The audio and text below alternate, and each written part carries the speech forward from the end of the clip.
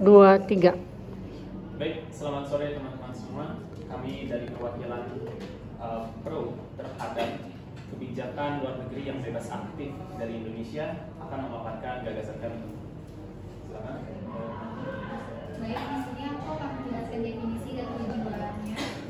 Definisinya, politik luar negeri bebas aktif merupakan salah satu bentuk kebijakan yang diambil oleh pemerintah Indonesia agar bisa menaikkan kiprahnya di dunia internasional dalam kerjasama ekonomi ataupun untuk menciptakan perdamaian di dunia, tanpa memihak salah satu pihak dengan tujuan menciptakan perdamaian dan penghapusan penjajahan.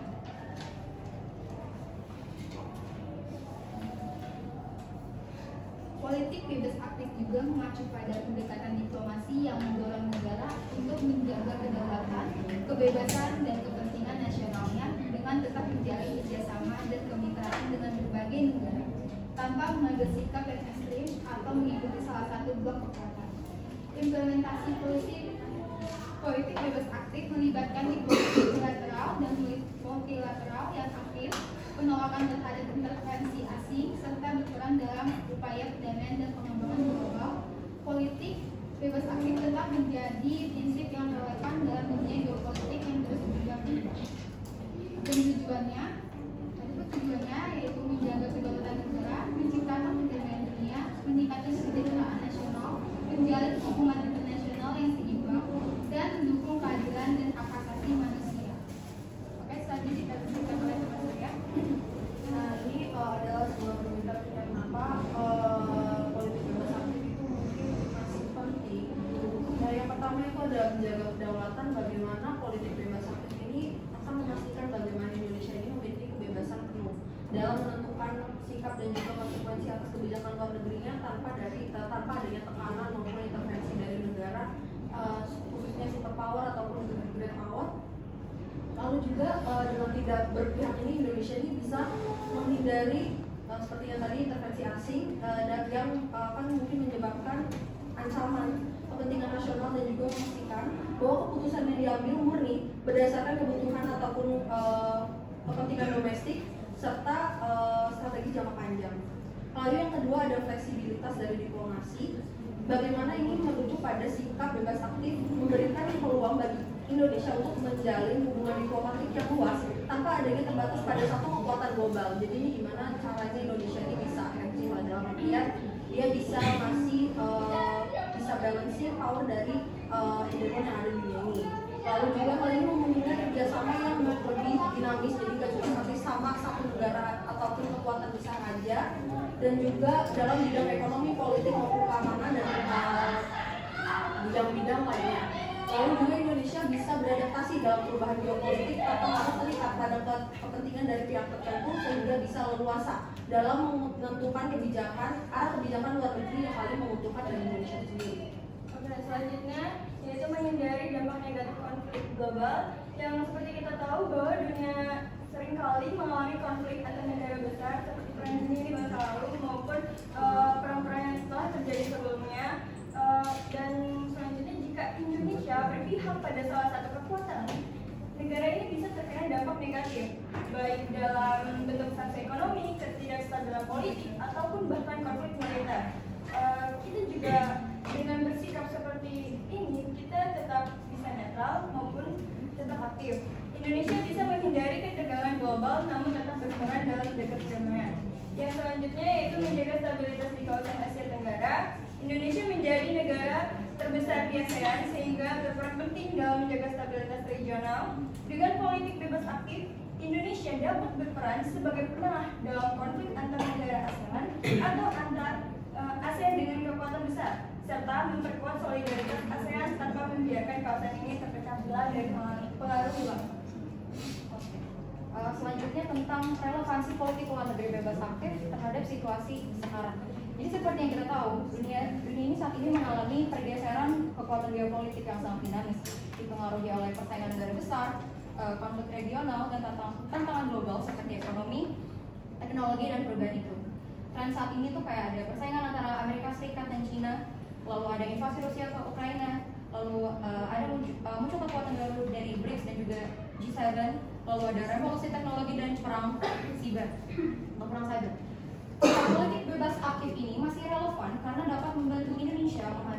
situasi sekarang, ya di mana satu, politik bebas aktif ini dapat membantu Indonesia dalam menghadapi intervensi kekuatan besar dalam pengambilan keputusan. Jadi, dengan politik bebas aktif, Indonesia bisa tetap fleksibel dalam mengambil keputusan tanpa terjebak dalam blok kekuatan besar. Ini juga dapat menjaga kedaulatan Indonesia untuk menentukan keputusan tanpa campur tangan atau kendali negara lain. Selain itu, politik bebas aktif ini masih relevan juga karena membantu Indonesia menghadapi tantangan ekonomi dalam dunia yang tidak pasti, di mana Indonesia sebagai developing country membutuhkan kerjasama ekonomi dengan berbagai negara. Dengan bebas aktif, Indonesia ini bisa mendapatkan investasi, teknologi, dan perdagangan dari berbagai negara tanpa dikendalikan oleh satu pihak. Selanjutnya, Indonesia juga memiliki peran penting dalam memastikan stabilitas ASEAN seperti yang sudah dijelaskan tadi dengan tetap menjalankan politik luar negeri bebas dan aktif. Indonesia membantu membangun kerjasama, menangani konflik, serta menjaga perdamaian dan kesejahteraan di kawasan Asia Tenggara. Dengan tetap mengedepankan prinsip bebas dan aktif, Indonesia dapat memperkuat peran ASEAN di dunia internasional sambil melindungi kepentingan nasional dan menjaga hubungan harmonis dengan negara-negara lain. Indonesia aktif mendorong diplomasi antar negara anggota ASEAN sebagai negara yang memiliki hubungan baik dengan semua negara besar di kawasan. Indonesia berfungsi sebagai jembatan antara negara-negara dengan kepentingan yang berbeda. Indonesia mengedepankan pentingnya dialog dan negosiasi dalam menyelesaikan masalah daripada solusi militer atau konfrontasi. Indonesia juga memiliki peran dalam beberapa kasus penyelesaian konflik di kawasan Asia Tenggara seperti konflik Laut Cina Selatan dan Rohingya. Lalu Indonesia juga dengan politik luar negeri bebas dan aktifnya menghadapi ancaman non-tradisional dengan pendekatan yang kolaboratif dan independen. Indonesia tetap menjaga kedaulatan dan kebijakan luar negerinya sambil berperan aktif dalam kerjasama internasional untuk mengatasi berbagai ancaman global. Melalui diplomasi multilateral, Indonesia mengedepankan penyelesaian damai, memperkuat kerjasama dengan negara-negara dan anggota organisasi internasional, serta memastikan bahwa kebijakan luar negeri yang diambil sesuai dengan kepentingan nasional tanpa terkait pada blok negara tertentu. Oke, lanjut. Ini ada potensi keburukan jika prinsip politik luar negeri bebas aktif itu tidak ada. Yang pertama itu ada ketergantungan pada blok atau negara tertentu. Tanpa prinsip bebas aktif, Indonesia bisa terjebak dalam aliansi politik atau ekonomi yang membatasi kedaulatannya. Jika berpihak sepenuhnya pada satu kekuatan besar, misalnya Amerika Serikat atau China, Indonesia mungkin harus mengikuti kebijakan mereka meskipun bertentangan dengan kepentingan nasional. Yang kedua itu ada kehilangan otonomi dalam diplomasi. Dengan tidak bersikap bebas aktif, Indonesia bisa kehilangan fleksibilitas dalam menentukan sikap terhadap isu global. Kita akan sulit menyesuaikan kebijakan luar negeri dengan kepentingan nasional karena harus mengikuti arahan pihak yang kita dukung. Lanjut, yang ketiga itu rentan terhadap konflik internasional. Jadi jika Indonesia terlalu berpihak pada salah satu kekuatan dunia, negara lain yang berseberangan bisa melihat bahwa kita sebagai ancaman atau musuh. Ini juga bisa meningkatkan resiko konflik atau juga ketegangan diplomatik yang tidak perlu. Yang keempat, kita bisa kehilangan peran sebagai jembatan perdamaian. Selama ini tuh prinsip bebas aktif membuat Indonesia dihormati sebagai mediator dalam berbagai konflik internasional. Contohnya seperti gerakan non-blok atau upaya perdamaian di Myanmar. Maka jika prinsip ini hilang, Indonesia bisa kehilangan posisi strategis sebagai negara yang bisa menjembatani perbedaan antar negara. Lalu yang terakhir juga bisa menjadi pelemahan ekonomi dan keamanan. Jadi tanpa kebijakan bebas aktif ini, Indonesia tuh bisa dipaksa untuk ikut dalam blok ekonomi atau militer tertentu yang mungkin tidak selalu menguntungkan. Nah, ketergantungan pada satu pihak bisa saja menghambat diversifikasi perdagangan, investasi, serta kerjasama militer dengan berbagai negara. Nah, singkatnya, tanpa prinsip bebas aktif ini, Indonesia bisa saja kehilangan kemandirian dalam diplomasi, lebih mudah tersesat dalam konflik global, serta bisa kehilangan peran strategisnya dalam politik internasional. Baik, itu sekian gagasan yang dapat kami sampaikan dari tim Pro. Selanjutnya, pada tim kontra, apakah ada gagasan yang ingin disampaikan? Oke, baik, terima kasih banyak atas argumentasi yang luar biasa dari tim Pro. Kemudian kami ingin mengungkapkan argumentasi kami dari tim kontra dengan tidak relevannya politik luar negeri bebas aktif Dengan demikian, kami mengungkapkan ada beberapa hal penting yang perlu dikaji ulang mengenai politik bebas aktif yang diusung oleh Indonesia sejak zaman kemerdekaan. Yang pertama, kami ingin mengungkapkan beberapa argumen umum untuk menjadi dasar dari argumen kami yang akan dilanjutkan setelahnya. Yang pertama, dengan adanya netralitas yang kita usung melalui politik luar negeri bebas aktif, kita dapat memperburuk citra Indonesia. Nah, Indonesia dalam yang kita tahu kondisinya sudah berbeda dari kemerdekaan, di mana kita ini sudah tergolong dalam negara dengan kepemimpinan dan kekuatan militernya menengah gitu, sehingga tidak cocok lagi kalau kita menerapkan politik luar negeri bebas aktif karena kita alih-alih aktif malah kita menjadi pasif. Indonesia ini dianggap tidak dapat mengambil langkah yang jelas karena berlindung di balik narasi bebas aktif dan netralitas demi menjaga jarak dari negara yang berkonflik. Lantas tidak ada tindakan yang berarti untuk Indonesia yang dilakukan di kancah internasional. Kemudian kalau kita bedah dari sisi kata bebas dan aktif, bebas itu dapat digunakan Indonesia sebagai tameng saja ketika tidak mau mengambil posisi di kancah internasional. Kemudian yang kedua, dalam posisi kata aktif hanya digunakan sebagai alasan untuk menonjolkan diri sebagai event organizer yang tidak ada substansi yang jelas di kancah internasional.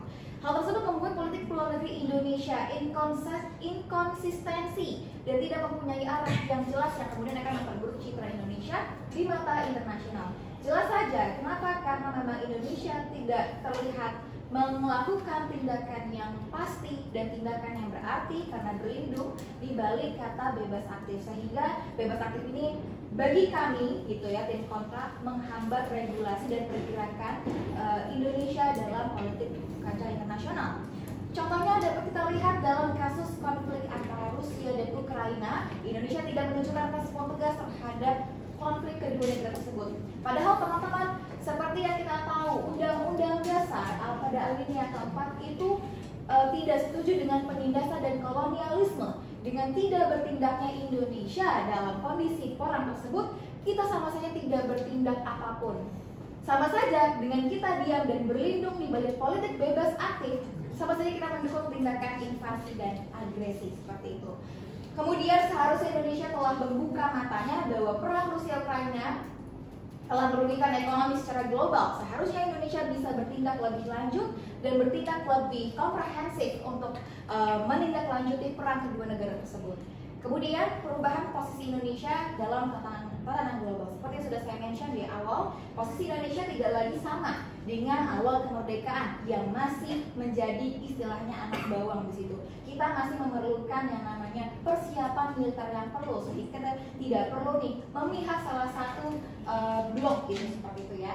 Kemudian jika kita kaji pada masa kini, Indonesia itu sudah berada dengan sudah berstatus dengan negara berkekuatan menengah di dunia yang memiliki, seperti yang sudah kita kaji, memiliki 4 poin tugas dari Indonesia sebagai negara berkekuatan menengah. Yang pertama, sebagai pemimpin kawasan. Yang kedua, mediator dan jembatan publik serta politik. Yang ketiga adalah perwakilan dari negara berkembang. Dan yang keempat, stabilisator dunia dengan membangun tatanan global berdasarkan norma dan aturan internasional. Lantas, apakah 4 peran tersebut bisa dijalankan oleh Indonesia jika berbalik dan berlindung di kata politik bebas aktif? Yang pertama, jawabannya tidak mampu. Yang pertama, kenapa?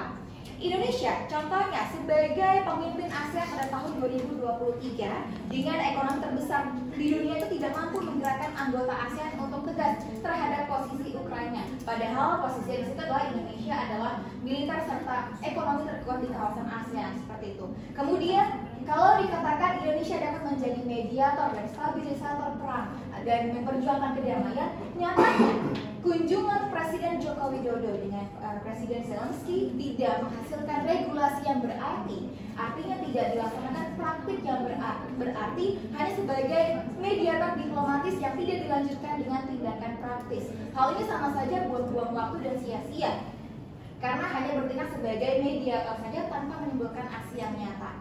Kemudian yang terakhir, Indonesia bisa melakukan lebih di arena multilateral. Kalau kita bicara mengenai teori interdependensi gitu ya, kalau kita berbicara kalau dengan ada adanya politik bebas aktif tidak akan membuat Indonesia ketergantungan.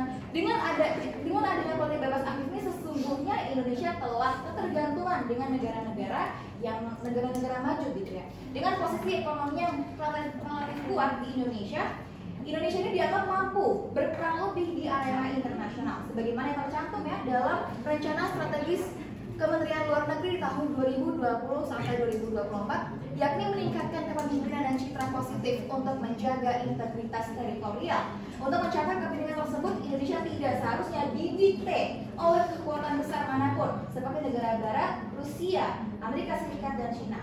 Kemudian berdasarkan yang sudah kita kutip dari penyampaian Muhammad Hatta ketika merumuskan politik luar negeri, bahwa sebenarnya politik luar negeri itu memang harus didasarkan pada perkembangan politik domestik dan bahan negara, harus rasional serta realistis dalam menentukan kepentingan. Dengan demikian, kita seharusnya bisa lebih berani dan untuk memiliki prinsip yang lebih kuat agar tidak bisa didikte oleh negara besar manapun. Silakan, ada tim saya yang mau disampaikan.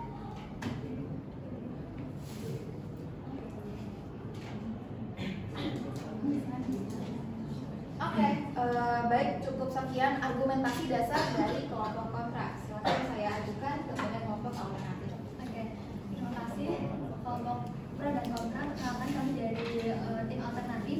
Ini menyampaikan beberapa pendapat kami di mana kami lebih melihat kebijakan luar negeri bebas aktif ini dari dua sisi, yaitu sisi positif dan sisi negatif. Kemudian nanti kami akan mendebatkan beberapa alternatifnya.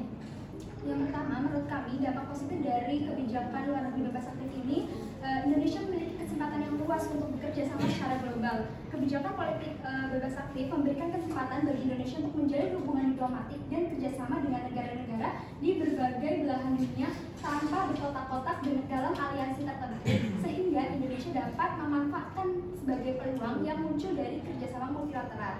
Hal ini juga mendorong pertumbuhan ekonomi karena sektor-sektor seperti perdagangan dan investasi dapat berkembang secara dinamis dan Indonesia dapat berperan sebagai komoditas di pasar global yang lebih kompetitif.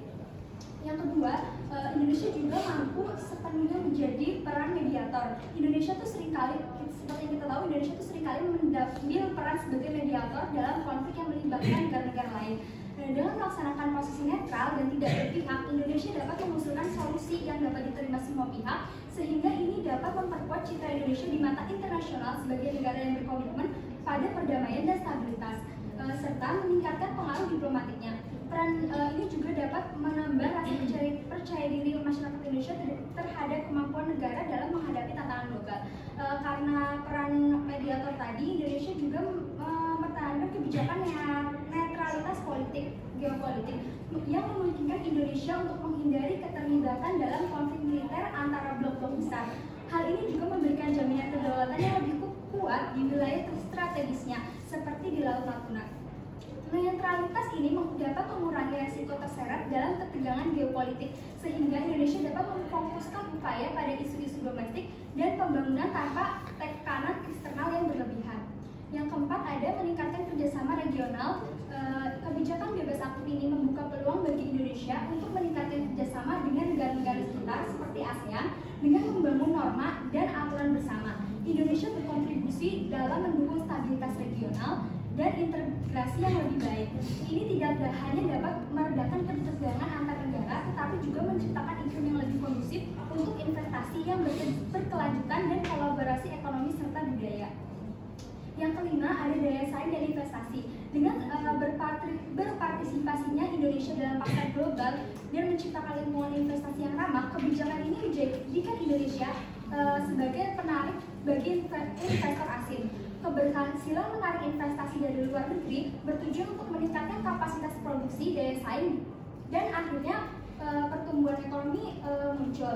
Ketika investasi asing ini masuk, ini tidak hanya menciptakan lapangan pekerjaan, tapi juga meningkatkan ekspor yang penting untuk pertumbuhan ekonomi jangka panjang. Selanjutnya akan diteruskan kepada saya. Selanjutnya kita akan membahas mengenai dampak negatif dari politik luar negeri bebas aktif Indonesia. Yang pertama adalah terjadinya ketergantungan ekonomi. Seperti yang kita tahu, Indonesia banyak menjalin mitra ekonomi dengan negara-negara besar, di mana hal ini dapat menimbulkan ketergantungan ketika Indonesia semakin banyak ekspor pertama tersebut, fluktuasi dalam harga kebijakan di pasar tersebut bisa mengakibatkan guncangan ekonomi yang signifikan. Hal ini tentu dapat berdampak langsung pada perekonomian domestik, menghasilkan lapangan kerja dan memperburuk kesejahteraan masyarakat. Yang kedua adalah tekanan politik global. Seperti yang kita tahu, Indonesia menganut prinsip bebas aktif, artinya mereka harus bersikap netral, di mana dalam hal ini dapat menjadi tantangan kembali bagi Indonesia, terutama ketika memutuskan suatu kebijakan, karena ada kemungkinan bahwa keputusan pemerintah akan dipengaruhi oleh kepentingan negara yang menjadi mitra dengan Indonesia, sehingga negara akan cenderung mengabaikan kebutuhan dan kepentingan rakyat Indonesia itu.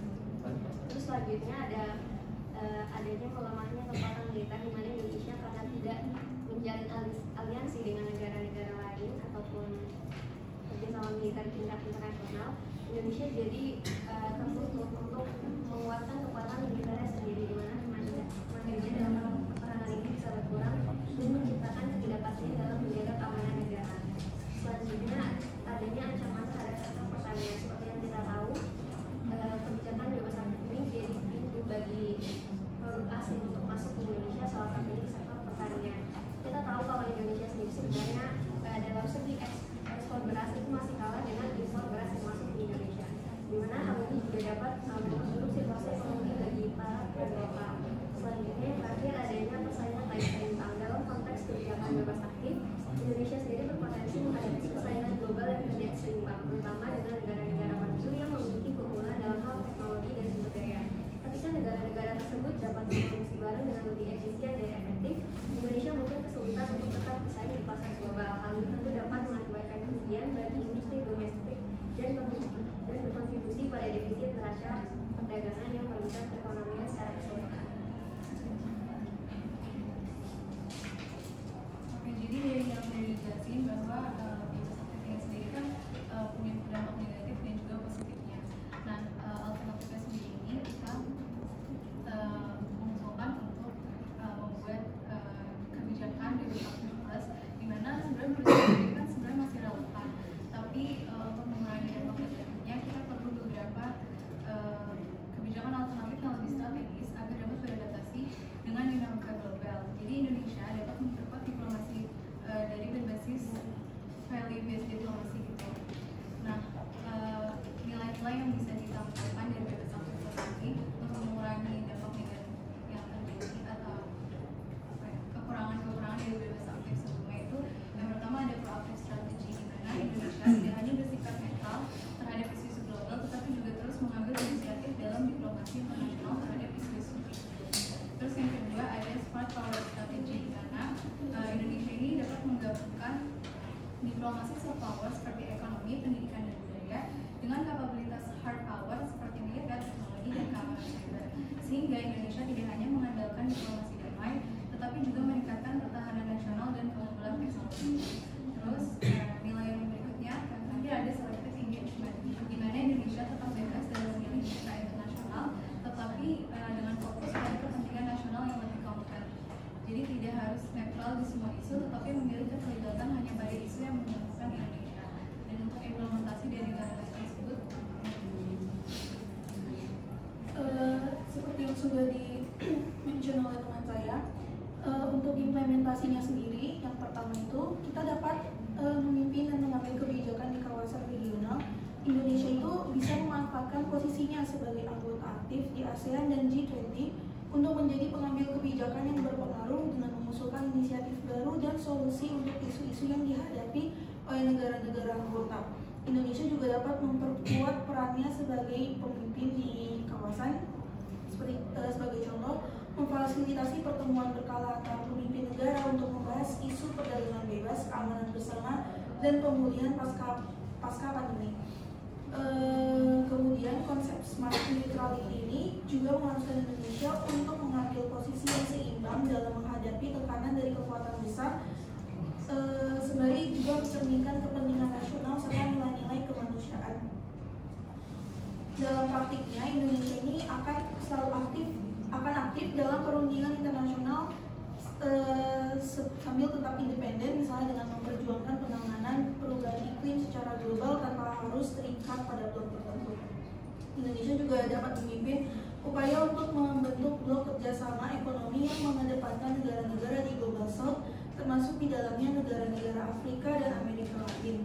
Dengan menghubungkan pasar dan menghasilkan kerjasama strategis di bidang perdagangan, investasi, teknologi, Indonesia juga dapat mengurangi ketergantungan pada negara-negara maju.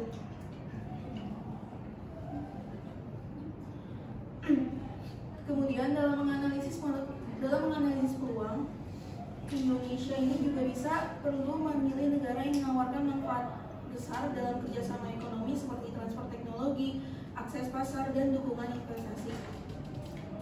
Pilihannya untuk bermitra dengan negara-negara yang memiliki komitmen kuat terhadap inovasi dan keberlanjutan akan memberikan Indonesia keunggulan kompetitif di pasar global. Indonesia juga dapat menjalin aliansi strategis spesifik dalam bidang seperti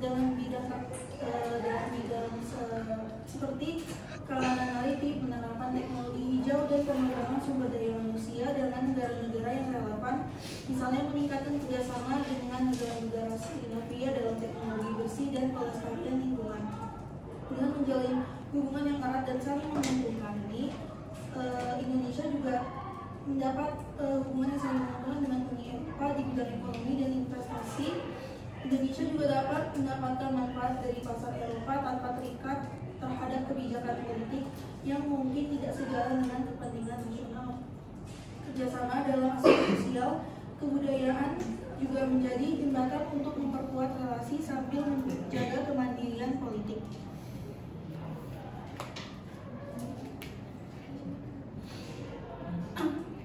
Kemudian, Indonesia bisa meningkatkan anggaran dan kapasitas keamanan cyber. Mengingat meningkatnya ancaman di dunia maya, Indonesia perlu memperkuat infrastruktur keamanannya dengan meningkatkan anggaran untuk perangkat teknologi dan pelatihan sumber daya manusia di bidang keamanan cyber, investasi dalam teknologi terbaru, serta pelatihan intensif bagi personel akan memperkuat ketahanan nasional terhadap keamanan digital. Membentuk Cyber Defense Alliance di kawasan ASEAN dengan menggandeng negara-negara ASEAN, Indonesia dapat membentuk aliansi pertahanan cyber yang bertujuan untuk berbagi intelijen, juga memerangi ancaman digital secara kolektif. Upaya ini meningkatkan keamanan regional sekaligus memperkuat kapasitas negara-negara anggota dalam menghadapi serangan cyber. Kemudian Indonesia juga bisa memperkuat aliansi militer regional non-blok dengan berupaya dalam memperkuat kerjasama militer dengan negara-negara yang tidak terikat pada blok militer tertentu.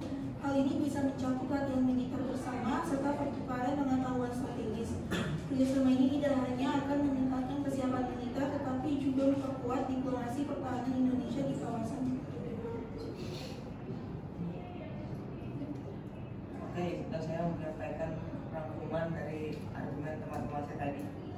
Jadi untuk kelompok kami, kenapa sering munculnya kritik terhadap kebijakan politik ekonomi Indonesia sekarang, yaitu yang bebas aktif, dikarenakan seringnya muncul tantangan dalam implementasi prinsip ini di era globalisasi dan dinamika politik modern. Ini menurut kami pemerintah Indonesia harus memperkuat diplomasi kita dengan berbasis nilai atau value based diplomacy dan melakukan reformasi kebijakan politik luar negeri bebas aktif yang lebih tegas, proaktif dan strategis sehingga menghilangkan kesan abu-abu dari kebijakan modern kita. Begitu teman-teman pro dan kontra.